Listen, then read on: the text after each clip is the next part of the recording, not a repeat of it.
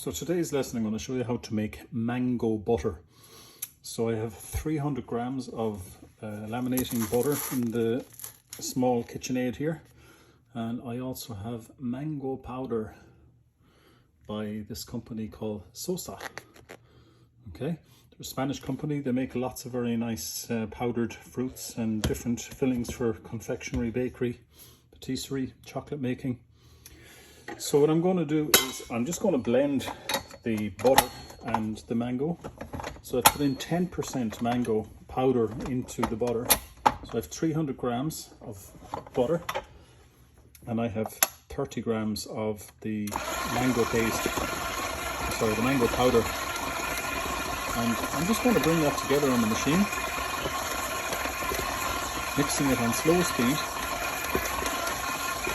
There's a beautiful aroma there coming off the butter already with the mango in it. And it's adding a lovely rich yellow colour to the butter.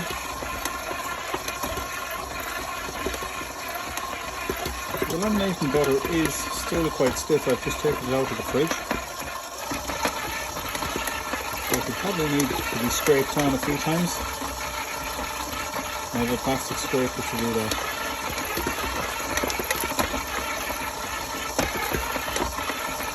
Let it mix, speed it up now a little bit. It's just starting to plasticize, which is what I wanted to do, and get rid of all the lumps. But I also want the powder to blend evenly with the butter. I'm just going to stop the machine for a second. I'm going to take a plastic scraper, just lower the machine down, and I'm just going to scrape the edges down. There we go. Let's do it on the other side. Especially in the middle of the, oftentimes the butter gets hung up on the middle part of the beater. So just make sure that it's scraped out, and we're going to get a really nice homogeneous mix of the mango powder and the butter combined. So I'm just going to start it up again on slow speed. So you don't really want to cream it, you don't want to be incorporating too much air into it, but you do want to blend it well. You want to make sure that the butter is well mixed.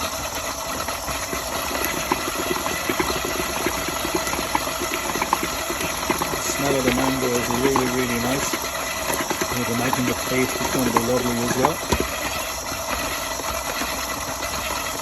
So I'm going to stop it and scrape it down once more. I recommend stopping and scraping probably 3 times. It's a really good measure. And as I said, it gets you a nice homogeneous mix. And again, just a little bit of care, get all that butter out from the beater. You can still see there's little bits of butter there that are a little bit whiter than the rest of the mix, and that's because the butter hasn't blended with the mango yet. So hopefully you can see it there in the light. Just bring the light in a little bit closer. White, and here is just a little bit more yellow. So just blend that a little bit more. So I'm going to put it on the machine once more.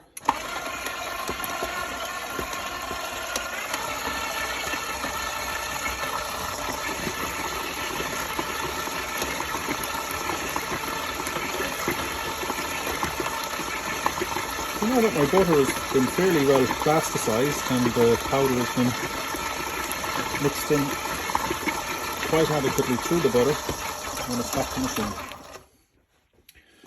And I'm just going to move the machine then to one side. And I'm going to get a sheet of plastic. So the plastic I'm using is nothing special. It's literally just a plastic grocery bag that's actually sliced in half. So I have it here.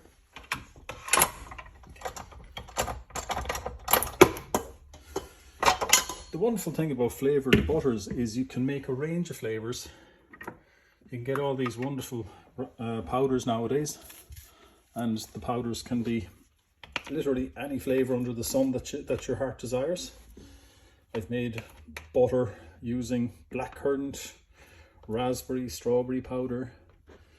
I've even made it using seaweed powder for kind of a savoury, umami type of flavour.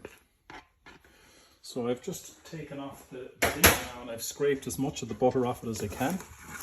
And I'm literally just going to plop the butter now into the middle of the plastic sheet.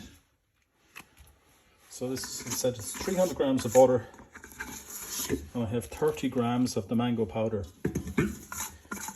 So just as you would normally prepare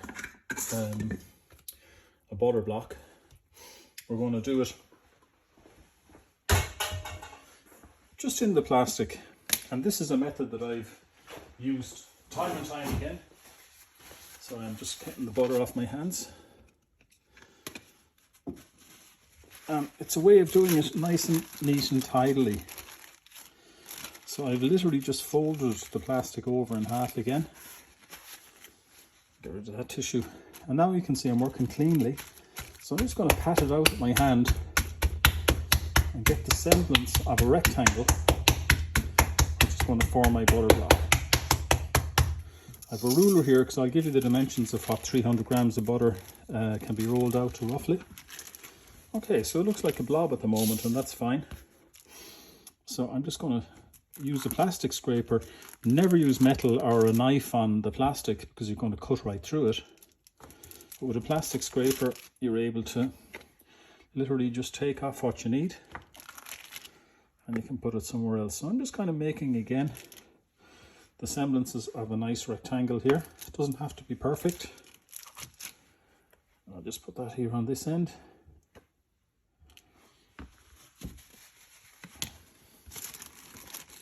And I'm just going to fold over the plastic sheet one more time. Now, if it's over to one side, don't worry about it because we haven't finished yet. So I'm just going to fold the plastic and create a seam and create a rectangle. I'm going to do the same here. I'm just going to fold the plastic and get a seam here. I'm going to just tuck this little bit of butter in, and I'm going to fold this end. So now we have roughly a rectangle. I'm using a rolling pin, then I'm going to roll at a 45-degree angle, and I'm just going to push the butter out to the edges that I've made, rotating, pushing. Okay, and I'm just rolling that butter out into the shape, the place I want it to be. I'm going to rotate it one more time so you can see we're getting our butter block into shape. And that's looking pretty nice.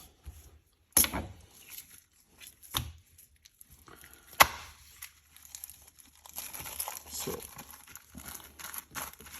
it's just a little bit uneven, so I'm just going to fold it over again, allow about an extra half a centimeter there, and I'm literally again at a 45-degree angle. I'm just going to push the butter out until it fills the space I've made. I'm going to do the same on this side. You can just see how nicely the butter flows. Not too much pressure is needed on the rolling pin either. If you push too hard, you're going to create uneven thickness in your butter block. Okay, and that's going to affect your layering later on. So we can see that it's straight, just a tiny bit off here. So that's no problem. I'm just going to fold the end here, the edge, just a tiny bit more. And I'm just gently going to coax the butter out to the end. Okay, so that's looking pretty good. Then I'm just going to take the plastic scraper that I had earlier, and I'm just going to literally straighten that bit out. Okay.